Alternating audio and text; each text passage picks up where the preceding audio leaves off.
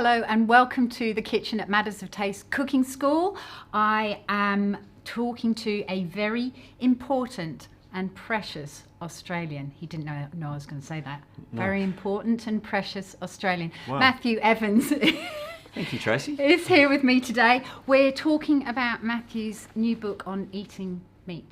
And I believe it's the 12th book you've had published. Yes, it is the 12th. Yeah, I tried very hard to work out how many I'd written to get to that number. I've co-written, so then I didn't write them all. I sort of co-wrote about 3 of them, I think. Fantastic. So we take food tours around the country here at Matters of Taste, and we've been to Fat Farm I think 3 times now. We brought groups to your farm.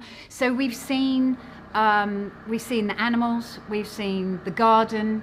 We've tasted your food along the beautiful long table, and it's pretty special. It's food which is honest and delicious. I'm glad you think it's special. We try to make every week just that moment, to capture that moment in time, and so we think it's quite singular, the events that we actually had. One thing you said on one of our visits, I've just remembered this, that you said in wintertime, potatoes are around in wintertime because our bodies need more energy in winter because it's colder, and we need to eat more carbohydrates, and that's why all that lovely all the root vegetables. Yeah, beautiful root vegetables. We tend to have lots more root vegetables in the season when it suits us, which is, isn't nature kind like that? Very, and isn't nature kind that it teaches us delayed gratification as well? So we wait until the new season of things come around, like the asparagus season is still the asparagus season, isn't it? Like we all wait with bated breath for that. But last night I finished reading your book.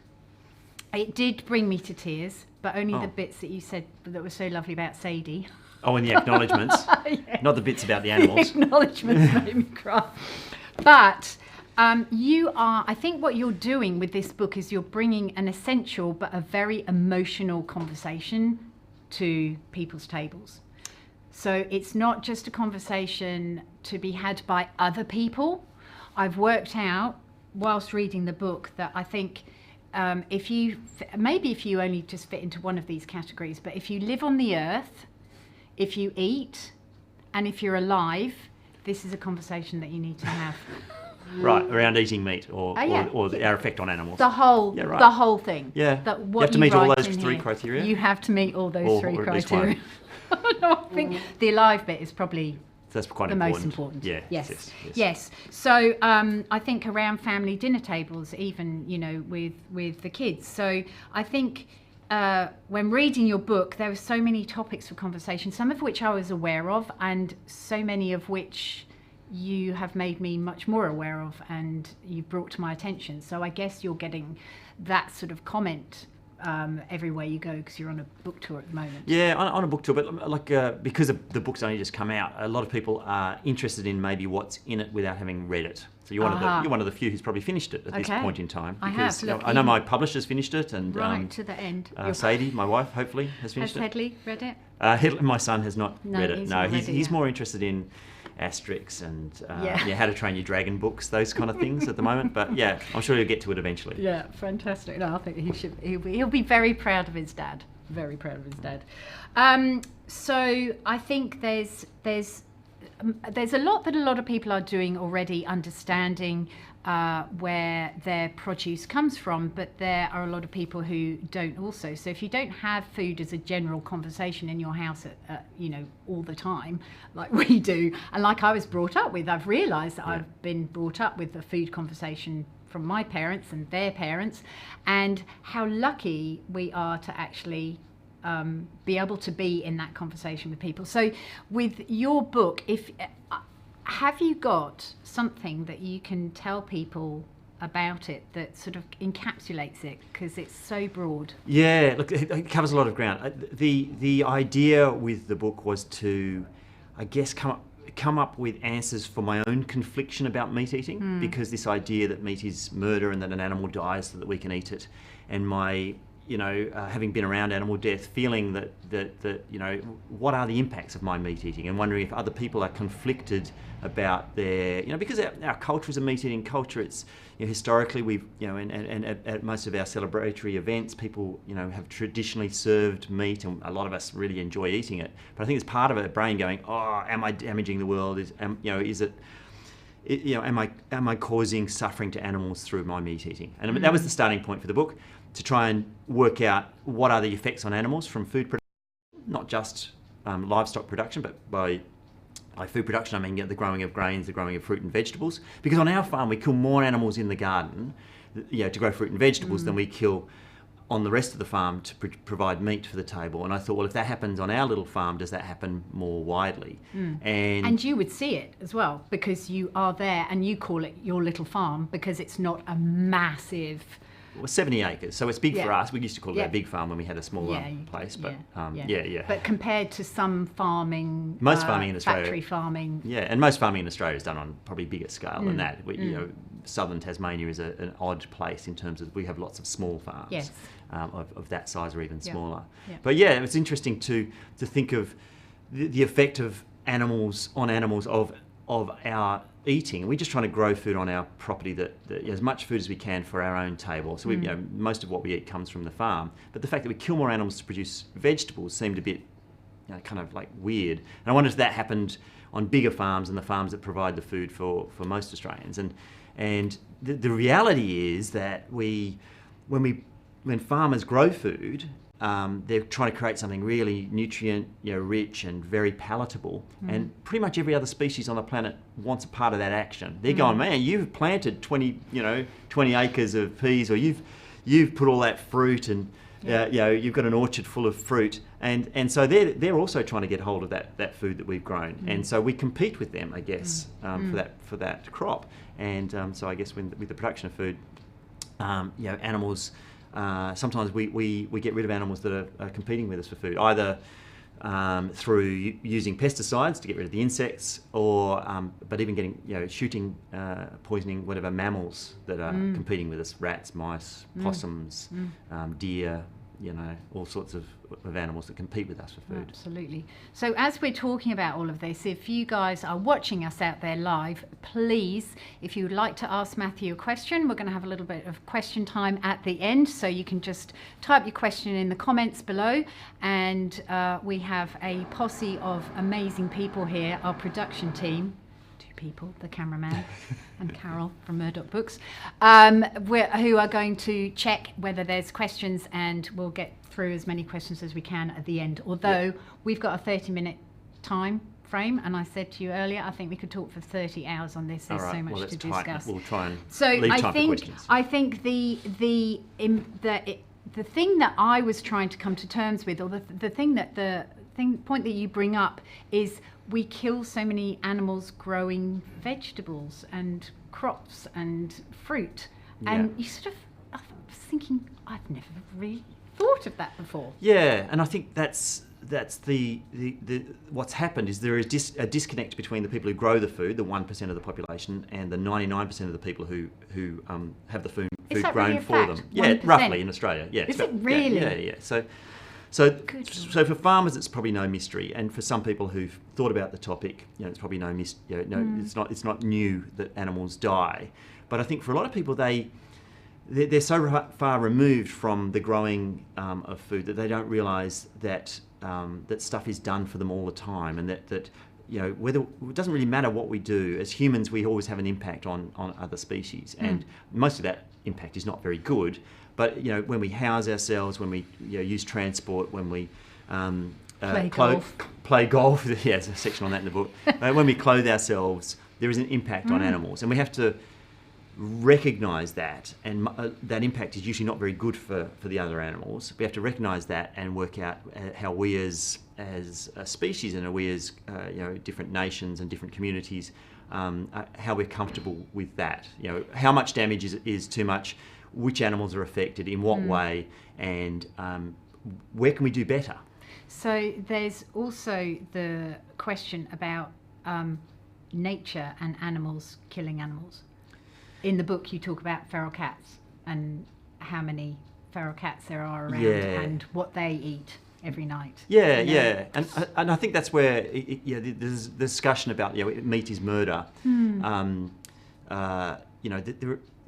the idea of animal suffering and the one species cares about the suffering of another species is fairly much limited to humans. Like, I don't think a feral cat cares about the native hopping mouse that it plays with, tortures, kills, and possibly doesn't eat, because cats are they do a fair bit of that, predating on animals that they don't necessarily eat. And so this idea of suffering is not limited to the animals that are in human care. I guess animals live, die, and probably die slow, painful deaths all the time in nature. And so when does it become a human responsibility? What suffering are we responsible for? Is it only the animals that we have chosen to rear and domesticate, so the pigs, chickens, cows, goats, sheep, the ones that we would recognise from the dining table? Or is it also, we should recognise the suffering of the 1 billion mice that we poison each year on average in Western Australia to grow wheat to be able to create pasta and flour for pasta and bread, because when you poison a mouse, it doesn't die a quick, painless death. It dies a very painful, slower death than probably an animal in an abattoir. They're both animals. They both suffer. They both suffer at human hands. They both suffer they both die to create food for the table. But should we care as much about the mouse that's poisoned as the sheep that is killed to put lamb on the table? And so the book is trying to find a path through this, which is a very complex philosophical discussion. It's not I don't think anyone would say that they're, that we are going to be right across it and be able to cover the whole thing. And there's no one answer. There's no one answer for everything. But it's more about what are we happy with, what are we comfortable with, and what are the impacts of our lifestyle, and as much as anything, including diet, on the animals around us. Totally. I just think I read last night as well how much the average Australian family spends on fruit and how much they spend on vegetables a week, and I nearly fell off my chair. I couldn't believe how little it was, and how I've seen over the years, and I've always wondered about this. Why are we sort of stuck, or we're getting stuck in this revolving wheel, talking about mice like running on a wheel, or a hamster running on a wheel and not being able to get off, because we need to work longer hours, work harder, so that we can get somebody else to mow our lawn, so we can get somebody else to wash our dog, so we can get somebody else to deliver us pre-prepared food at the door, that we cook it at home, but do you know where that food comes from? I don't know. Everything is for convenience sake, but would it not be I don't know whether it's not even better or worse, but would we be a different society today if we did step back and go, actually, when you go out and you pick a sweet corn from your garden in midsummer, you want to have that water boiling on the stove, so that when you pick that sweet corn, you bring it in. Sweet corn tastes so incredibly different from the sweet corn that you would buy, that if people could only experience that sort of thing, and we haven't all got big gardens and everything to grow things, but even just start little. You don't have to plow everything up and make your garden into a big veggie patch or whatever, or start farming your own pigs or whatever, but just do something little. If we all just did something very little, I think I've written down here that I thought last night, little steps by many people will take us a long way, and we can't sit back and go, what can I do about it? There's nothing I can do about it. And it's the little steps, and I think when the discussions that I've been having around meat, I would really like to include in that this discussion about the ethics of meat and the impact on animals, but to take it right back to, which is the thing you were just talking about, the essence of the food that we grow, how close it's grown, how quickly it's eaten, capturing the best bit of the food that we already produce, that piece of corn or whatever cherry tomato, like, oh my gosh, capture it at its ultimate best. That's probably in the season. It's probably close to where it was harvested. It's eaten within hours or days of when it was picked, not weeks, months. And And then when you include all of that in the idea of what is real food, what is good food, and then think about the meats that you can have in that as well. It's caring about the farm, the farmer, and the environment, which includes caring about the animals that are used in the farming systems, and doing what food is supposed to do, which is it's supposed to be about breaking bread and enjoying food together. Oh my gosh, and isn't it? And not getting really, get a lot of anxiety about the food you're putting on the table. But it's for me, the starting point is real food, hopefully grown close to where it's consumed and eaten shortly after it's harvested. Those are the starting points, and then the meat bit is, I guess, just one part of that whole thing about good food available to normal people. And as you say, when you're talking about chickens and free-range chickens, organic chickens, and then pasture-raised chickens, and the difference in flavour and the difference in quality of nutrients that are going into our body as well. And you were saying that you don't actually need as much. I can't believe how over the 22 years that I've been teaching, and since I was 16 at college, being a chef, going out there doing different things, how big chicken breasts have got over those years. Like, I was like, what is going on with our chickens? That when I was a kid, they were like that big, and now they're like this big. Yeah, and the chicken is a really interesting thing because it's like a testament to human ingenuity. Like, how amazing that we can get a chicken from the egg to the pot in 28 days, where it used to take 118 days. But the stated aim of the industry is to produce bland, tender meat. And the other thing that they've done, which is not widely known, is they created a chicken that has a third less protein today than it had when we used to grow them, 60 years ago or whatever, 80 years ago. So we've actually created a hollow meat. It's bland and tender. It's kind of a bit like animal tofu, in a way. If that's your stated aim, you just want it bland and tender, and it's got a third less protein. I mean, but an animal has lived and died, 650 million of them a year in Australia have lived and died for that process. Just say that again, how many? 650 million chickens grace the tables of Australians or in their takeaway or in their salad rolls, every year. Phenomenal. And so, I kind of worry about the sheer number of animals we kill, but also that they don't have inherent flavour, and that we're creating something that is nutritionally poorer than our grandparents ate. We've got to take responsibility for our own well-being, and that starts with, I'm a true believer in it because I love food so much, I suppose, and I've done so much work with food over the years. You've got to put stuff in your body that works for you as well. Yeah, like, and not everyone's the same. At the end of the day, no, exactly. Yeah. So the diet that works for you. Yeah, and I think that's one of the things with the book is I'm not trying to convince people who don't eat meat to eat meat. I'm not trying to convince meat eaters that comes across very strongly. Oh, good, loud and clear. Yep. And I don't want to convince people who are omnivores who eat meat as part of their diet to give it up.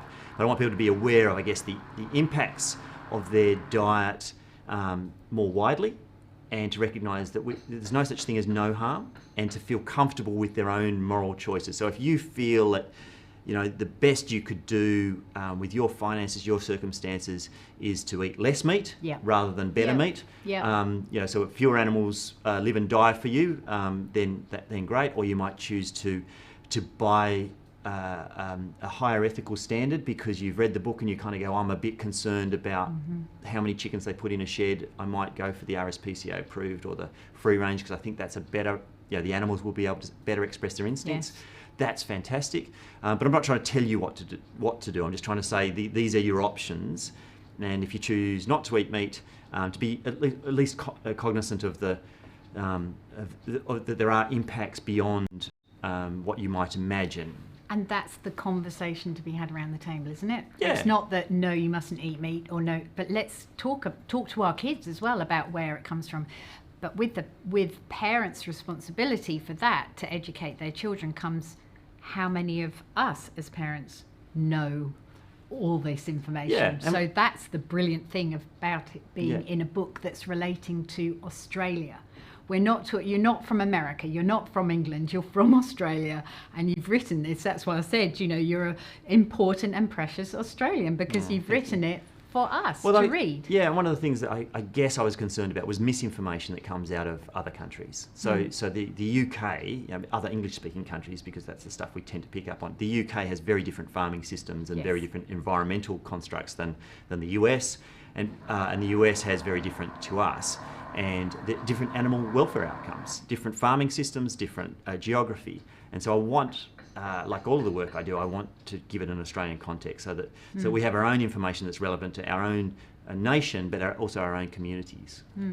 Very, very important. I mean, every time we go shopping, I feel it's a moral dilemma now as well. We think about the animal welfare, we think about the food miles, we think about the antibiotics fed to the animals, we think about, because I had to write a list, plastic containers and wrapping. It's actually quite stressful, and it started off with just, I remember saying in a class years ago about the milk that the farmers were the big supermarkets were pushing the price of milk down. And what have we seen with our dairy industry? It's very sad what we've seen, and I've spoken to dairy farmers about it, and it's just a very difficult way of putting food on their table, because at the end of the day, so many of us work with food because we absolutely love it. It's not a huge money making thing, but of course we've got to live and pay our bills and do all the things that we need to do as well. But I remember someone criticizing me on Facebook right the way back at the beginning, saying, "Oh, wish she hadn't banged on about milk." And you know what, I look at that little comment in Facebook now and I go, good on you, Trace, because we need people to step out and ask the curly questions, ask the tricky things, get the tricky conversations going so that people know so much about it. But I think we've lost trust in a lot of food producers as well. I do think that, people may be watching this and thinking, oh, bloody Matthew Evans, making me feel guilty about yet another thing in my life, because you talk about all those other things that we try to consider. But my aim is to not have you feel anxious about it, is to make you feel more comfortable with your choices and more informed and more relaxed about it, and say, look, we all have financial constraints and geographical constraints, and we all do what you can do. Yeah, we all just want to, like, seriously, we just want to get dinner on the table in half an hour. But we also want to believe that we're not doing too much harm in the because there's always going to be some impact of what you do. But we want to feel like we're doing a minimal harm or less harm, or harm that we're comfortable with. The things that happen are an acceptable result of our actions. And so I hope that people feel empowered at the end of it rather than anxious. Because these are, and they are great things to talk about at the table. But maybe not at the table while you're eating. Well, only some of them are. Yeah. But, they're valuable things for us as a society to discuss, and hopefully have a lot of these decisions. I would like to see a lot of these decisions about animal welfare and land use and environment happen before we sit down at the table. So then we can just fall in love over the dinner table. Then we can just totally tell jokes and entertain our children. It's a safe place. A safe place around the table. It's so wonderful to have great conversations around the table rather than everyone on their phones or doing whatever they're going to do. I think it's really important. We've got a few minutes left for, I'm just checking that I have actually gone through everything that I wanted to with you, but just one point as well. Matthew in his book talks about pastured chickens or pasture raised chickens. And we were talking earlier about where can we get, this is a rhetorical question, but I think you said that there was somebody in WA who grows pastured chicken, but we have learnt so much about eggs over the past few years, and I remember saying in class for many years, it's a moral dilemma when you go and buy a dozen eggs. Do you buy cage-free? Do you buy caged eggs? Do you buy free? All of a sudden, the free-range eggs that were saying that they were free-range weren't actually free-range. And so this trust, even with labelling now, you sort of go, are they really free-range? And the only way you can really get to know and see that is do your own travelling, your own touring, your own research, your own looking at things, meeting the farmers. I buy so many things now, having done food tours down south as well to the Southern Forest, that I know the farmers. It just, until you have that, you don't really know what you're missing with that. I'd like to think that a lot of certainly there is a bit of ambiguity around labelling, but I'd like to think that there's a lot of audited, accreditations out there that say that there is free range and there is organic, certified organic. And I think generally those nowadays are pretty well regulated. We may not agree. I don't necessarily agree with the new definition of free range eggs, where they increase the number of birds per hectare, but they still are birds. They're allowed to go outside and express some instincts. Yeah. I mean, I think the interesting thing with the eggs is that cage eggs. Most Australians find the idea of battery hens abhorrent. We don't really buy very many of them in the supermarkets, but the food industry, the chefs, the hotels, the restaurants are letting us down because they buy them. But they generally don't meet. The Australians have said cage eggs generally don't meet our community standards, but sadly no one's regulated them out of existence, and so people who are just counting numbers, bean counters in big organisations, and tend to just buy them in because they can save a few cents, even though they don't meet general community standards. Well, but I mean, I would pay $9 a dozen at least for a dozen eggs. That's under $1 an egg, and how much are Mars or Kit Kats or whatever? We don't think about them like that. And the egg is such a precious commodity. Yeah. I've always said if only we could tell the chickens how brilliant their eggs are and what we can make out of them, pavlovas and cakes and scrambled egg and all these amazing things. I think it would be so fantastic to be able to tell chickens that, don't you? I think they'd really appreciate that, but they wouldn't listen. They don't listen. Well, people pay more for a bottle of water than they do for milk. And you kind of, there's a disconnect between what people think, the value they think they're getting, and the impact how they spend their money and what impact that's having. If you're spending more on bottled water than you are on milk, something's really suffering. It's the animal, the farmer, or the environment, or all three. Absolutely, absolutely. Now, have we got Mr. Cameraman, and this is published person. Have we got questions? Christina, she's gone, "Hi Matthew, love your series. As rain is so scarce here in WA, lots of crops and animals do die because of the heat. It's quite hard to manage this. It's a very different situation in Tasmania."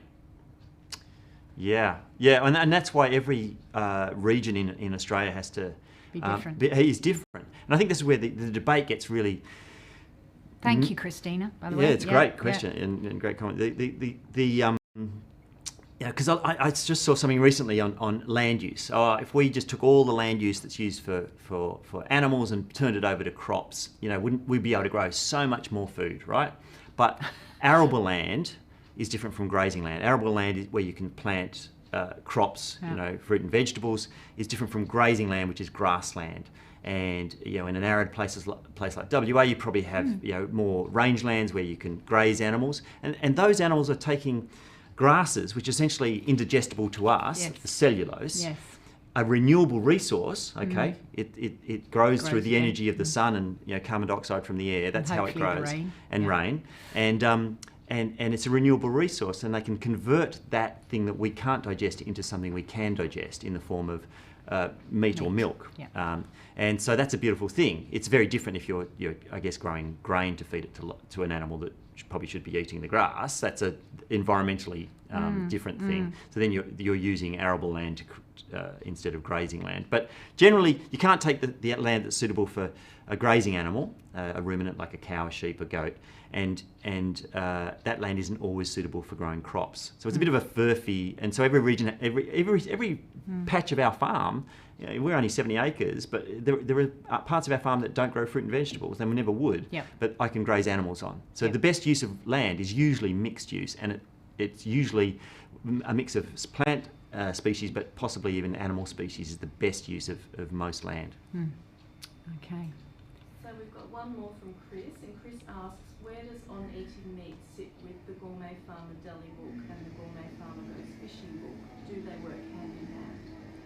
Just hoping everyone could hear that question as well. So I'll repeat it if you like. So where does the On Eating Meat fit with the Gourmet Farmer books. There was one Gourmet Farmer deli book, which is about preserving and fermenting meats and milk and dairy, and the Gourmet Farmer Goes Fishing, which is a book about seafood. Look, I guess it's all the same conversation. It's saying, I personally have made a decision. It's my view that eating meat is not evil in and of itself. It would be very hard for us to have a balanced diet. We can't grow soybeans where we live. We can't grow pulses in quantities that would give us a balanced diet without using livestock. We've chosen to eat meat and eat dairy.